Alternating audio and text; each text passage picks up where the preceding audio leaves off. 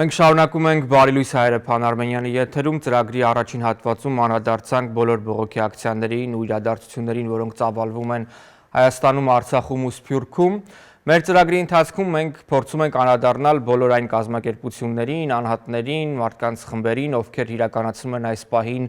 մարդասիրական նախաձեռնություններ, օգնելով եւ առաջնագծում եւ ծայրահեղ վատ իրավիճակում հայտնված արցախցի ընտանիքներին։ Հիմնականում իհարկե դրանք ինքնաբուխ եւ ընկերական շրջապատով նախաձեռնված փոքրիկ թիմեր են, որոնք անում են ավելին, քան հավանաբար հնարավոր է այդ պահին, համախմբելով իհարկե մեր բոլորի ուժերը, մեր բոլորի ներուժը եւ մեկս մյուսին օգնելու մեծ ցանկությունը։ Այդպիսին է նաեւ Հայաստանից Patriot թիմը, որը այժմ մեզ հետ կապի մեջ է հենց Երևանից, Գարո Թորոսյանը, Լևոն Սարգսյանը եւ նրանց ընկերներն են կապի դուրս եկել, բարի երեկո եւ շնորհակալություն կապի դուրս գալու համար։ Նախ եք հետաքրքրվել ինչպես եք եւ ինչ իրավիճակ է այժմ Հայաստանում։ Ուրեմն ասեմ, մի քիչ շատ լարված է արդեն ամեն ինչ այստեղ Հայաստանում, կոնկրետ Երևանում, դե բոլորս էլ գիտենք, որ հիմա ցույցեր են ընթանում, բողոքի ակցիաներ, բայց մեր նպատակը կոնկրետ հիմա օգնենք մեր ժողովրդին, այն մարդկանց, ով դրա կարիք ունեն, մեր զինվորներին։ Կարո, առաջին իսկ օրվանից ես տեղյակ եմ, հետևել եմ ձեր Instagram-յան էջերին, մեր ընկերները, ովքեր եւս Հայաստան էին մեկնել օգնություն ցուցաբերելու համար, եւս մեզ պատմել են ձեր գործունեության մասին։ Ես գիտեմ, որ դուք առաջին օրվանից ոտքի եք կանգնել ու առաջին օրվանից աշխատել եք դեպի առաջնագիծ, դեպի ընտանիքներ, ովքեր թեկուզ վերադարձել էին Հայաստան եւ տաք հագուստի, սննդի ու անգամ կացարանի պարագայում։ Մի փոքր ավելի մանրամասն կխնդրեի պատմեք, թե ինչ եք արել, ինչ ուժերով, ոնց եք կարողացել գտնել նյութական միջոցներ դրա համար։ Ասեմ, ուրեմն, երբ որ սեպտեմբերի 27-ին ես իմացա, որ ինչ-որ առաջնագծում լարված իրավիճակ է,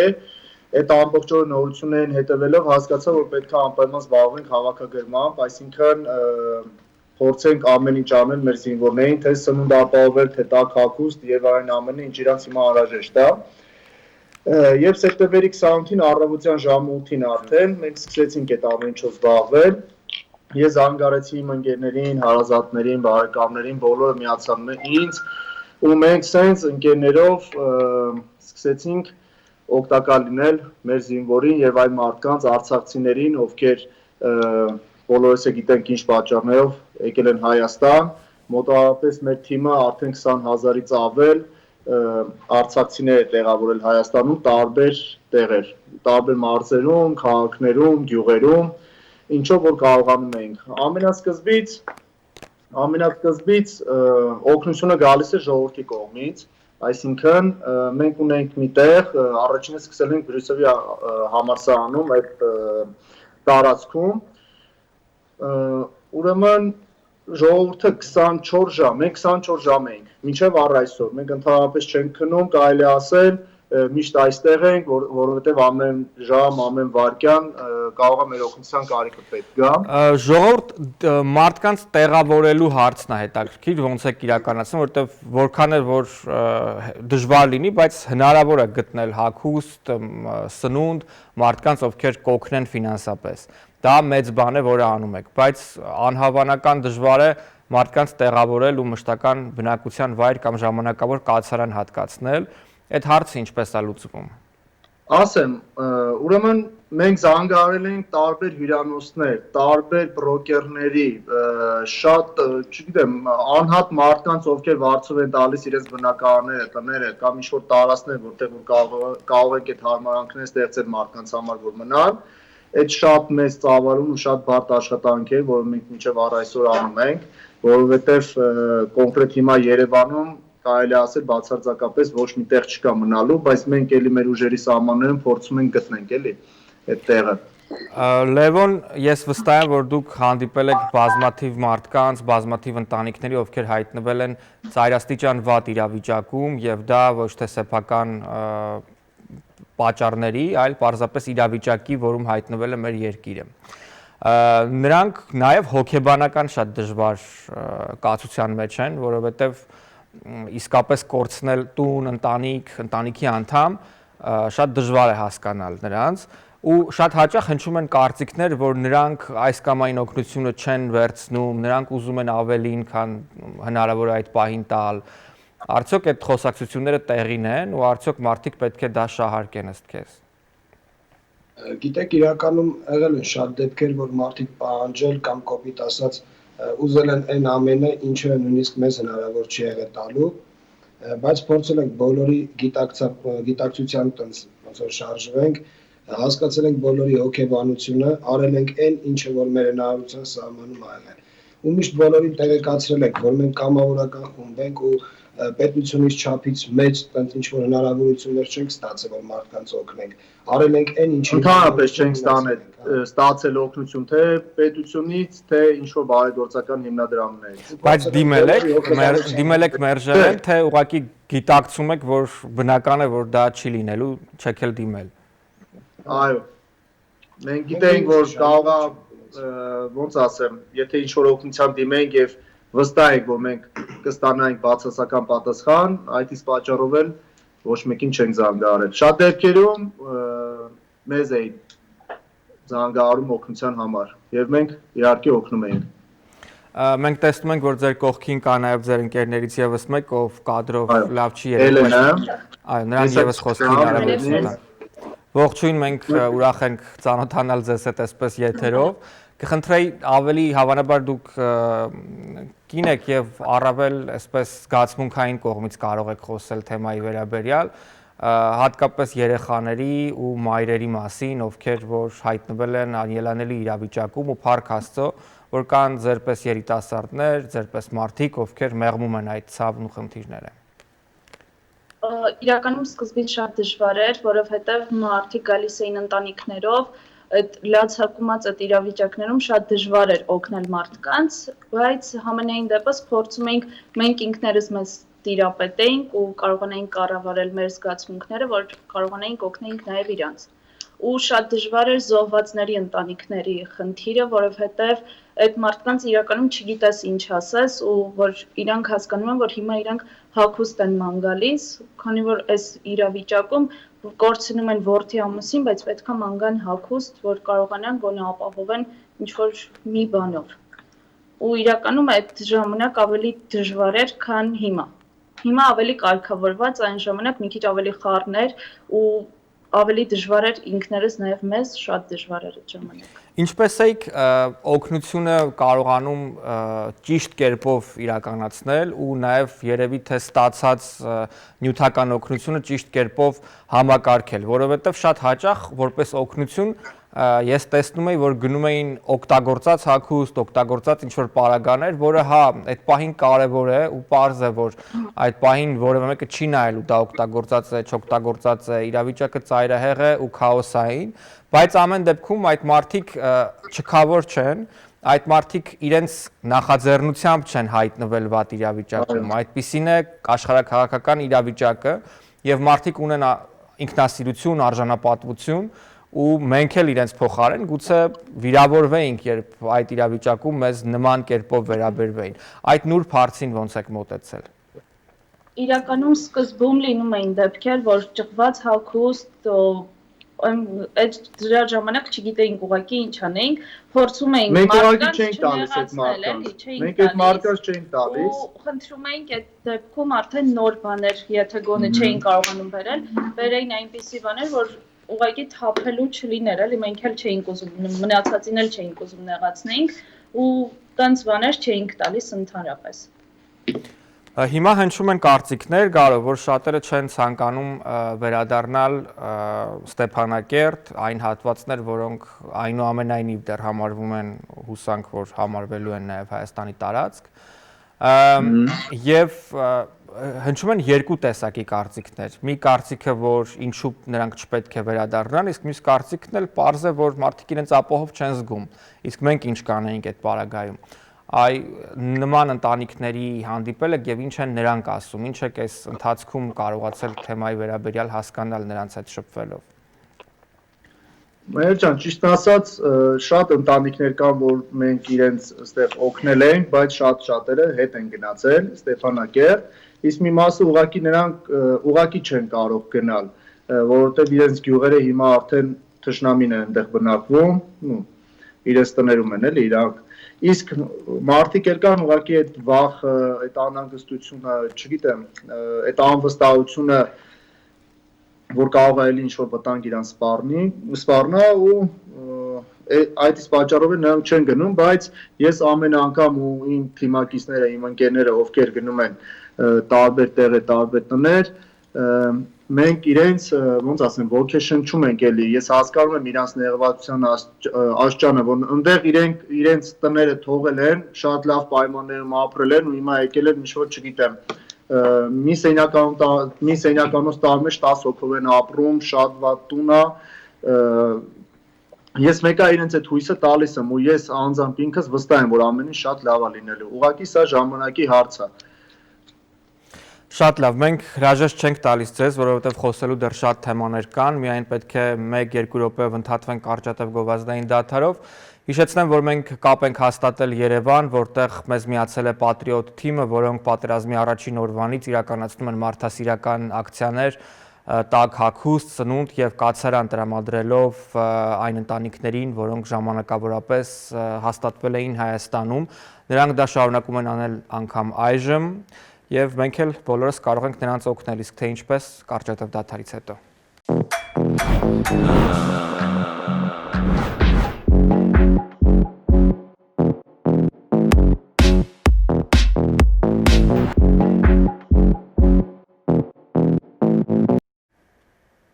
Բարի լույս հայրը շարունակվում է Փան Արմենյանի եթերում, մենք շարունակում ենք զրուցել Երևանից Պատրիոտ թիմի հետ, որոնք պատերազմի մեկնարկից մինչև այսօր շարունակում են իրենց գործունեությունը, փորձելով մեղմել արցախցիների ցավը և այն խնդիրները, որում նրանք հայտնվել են այժմ։ Մենք գովազդի ընթացքում խոսում ենք, թե որքան մեծ է աջակցությունը նաև Սփյուռքից, կխնդրեի նշել, թե այս ընթացքում ինչ արձագանքներ եք ստացել Սփյուռքից, ովքեր են ձեզ օգնել և վստահ եմ, որ հիմա ևս ցանկացողներ կլինեն, դիտելով մեզ, ինչպես կարող են կապ հաստատել։ Ուրեմն ասեմ, պատերազմից ինչ-որ մի ժամանակ հետո մենք ծանոթացանք Մինասի և Ինայի հետ, նրանք ամուսիններ են, ուրեմն Մինասի այդ ժամանակ գտնվում էր Երևանում, իր ընկերոջ հետ շատ մեծ քանակությամբ օգնություններ մեզ բերում, այն օրերի ընթացքում ինքը ինչ գտնվել է Երևանում։ Հետո հեռախոսով ծանոթացանք Ինայի հետ, իր կնոջ, այն որ մենք sense դարձանք բոլորս մի մասնիկ, Պատրիոտի մի մասնիկ, մի թիմի անդամ, ընտանիք, ու Ինան էլ սկսեց Միացյալ Նահանգներում մեզ համար մեզ է ծանոթացնում մարդկանց հետ, մեր աշխատանքները են ամենը մենք ինչ անում ենք և մարդիկ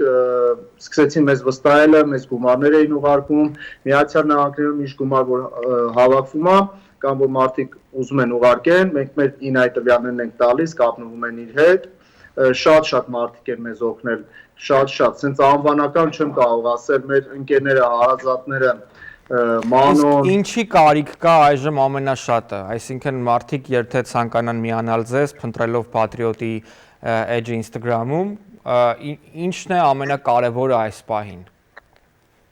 Ամենակարևորը ուրեմն ասեմ,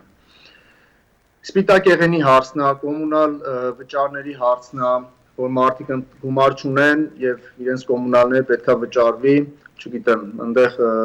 տաք ջեռուցման սարքերի խնդիրն է, որ այսօր շատ է, գազաֆիկացումը, դեղորայքները,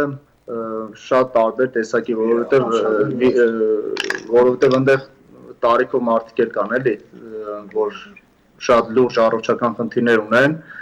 իրենց դեղորայքի խնդիրներն էլ ենք էլի մենք փորձում օգտակար լինենք։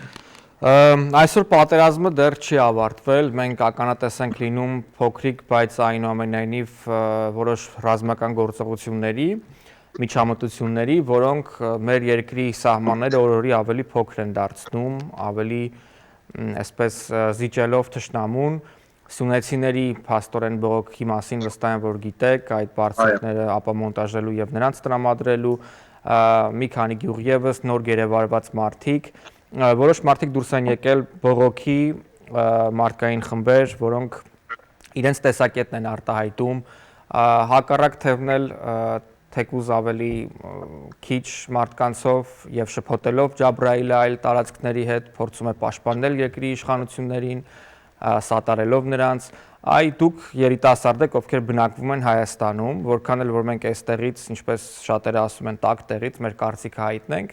միևնույն է ձեր կարծիքն է կարևոր ու վճռորոշ, որովհետեւ դուք իրավիճակին ծանոթ եք ներսից,